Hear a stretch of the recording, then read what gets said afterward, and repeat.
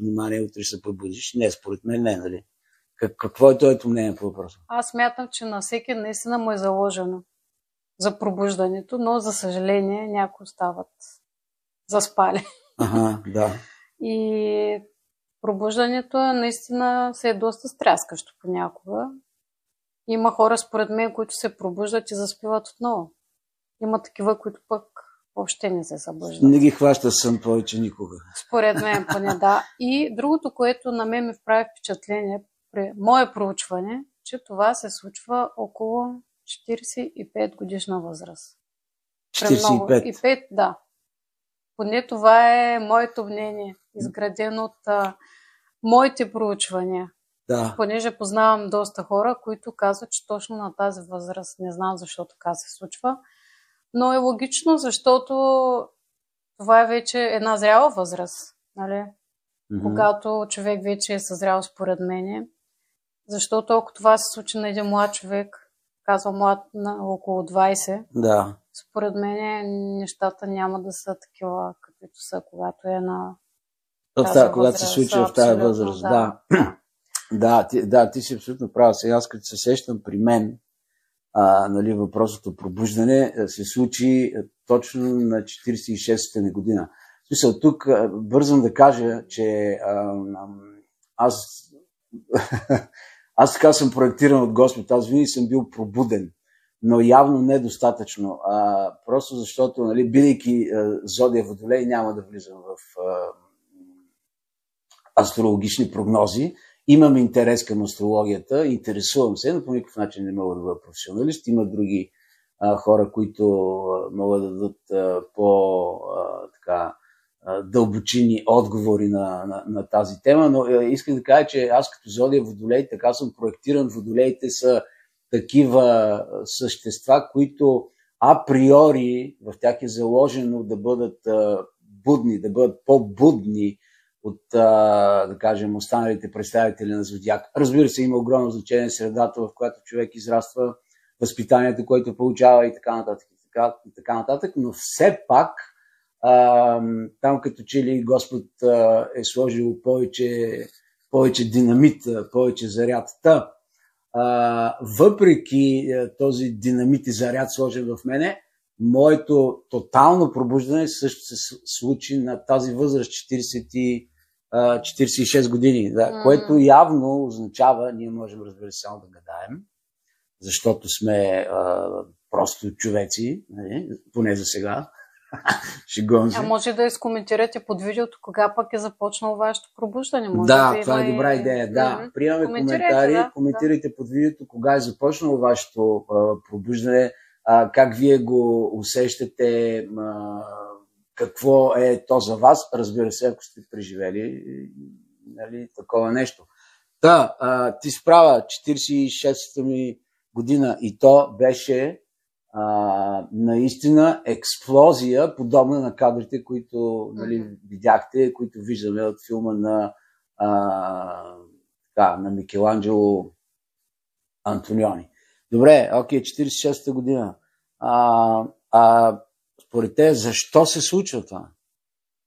Защо е необходимо това? Не може ли просто животът да продължава по ординерен начин, така както е вървял до тази година, до тези години, в смисъл до тази възраст, по-скоро искам да кажа, на човека. Наистина, необходимо ли е това преобръщане на 360 градуса? Според мен градусите, на които човек се преобръща при тези случки, са много по-големи, но да използваме, нали, този приет израз. Защо? Задавам този въпрос, защото за мен на планетата, в нашите животи, има един единствен въпрос. И то е защо? Въпросът не е как, а защо? И възможните ни отговори на този въпрос, защо, в абсолютно всички сфери на живота, във всичките измерения, може би ще ни отговорят на нещо много по-голямо, за което нямаме все още разбиране. Огромният въпрос за мен е, в всякакъв смисъл е, защо?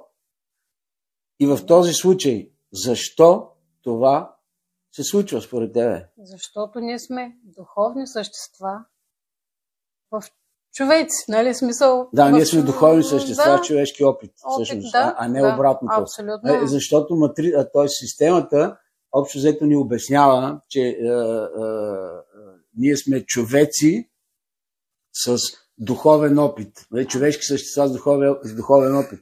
А всъщност, на базата на моя опит,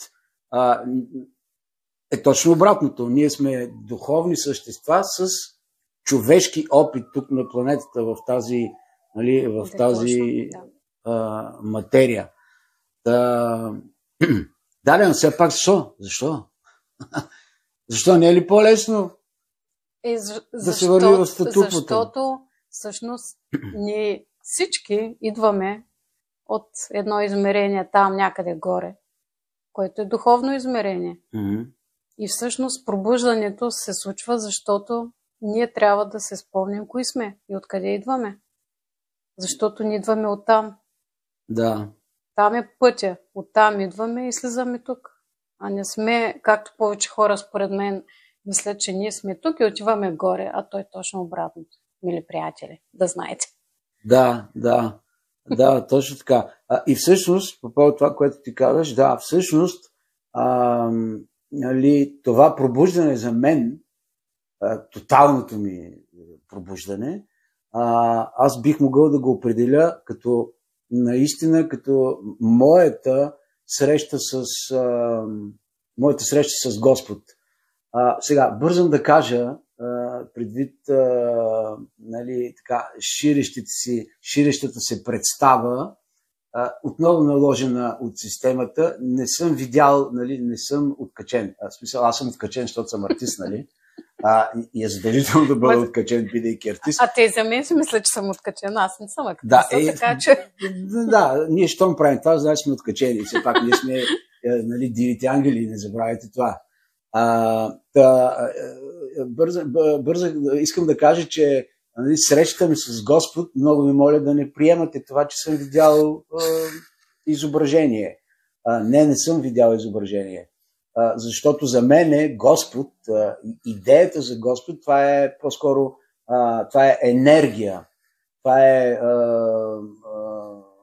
просто много силна енергия и мисли, които нахлуват в главата на човек с една единствена цел наистина да го пречупят в добрия смисъл на думата, да го преобразят, да се сети, да си спомни кой е и до голяма степен откъде идва, какво харесва и какво не харесва, и така нататък, но за тези неща, живот и здраве, ще говорим по-нататък в някои от епизодите. Но така или иначе, наистина това преобръщане душевно, изцяло, аз би го нарекал моята среща с Господ. Тогава аз видях Господ в смисъла, в който вече обясних. И така го видях, както никога преди това в живота си не го бях срещал. И в този ред на мисли, въобще по повод темата, въпросът пробуждане, то става изключително бързо. То наистина е като гърмежите в този клип, който видяхте по-рано в това видео от филма на великия Микеланджело Антониони. И то за него няма, от човешка гледна точка, няма време, няма определен час. То всичко се случва изведнъж и се случва изключително бързо. Бързо се разрушава всичко просто. Много бързо се разрушава всичко, да. И обикновенно, или поне в моя случай, сега ще кажеш в твоя как е, обикновено въпросното пробуждане е свързано с много крайна случка в живота на човек. Много крайна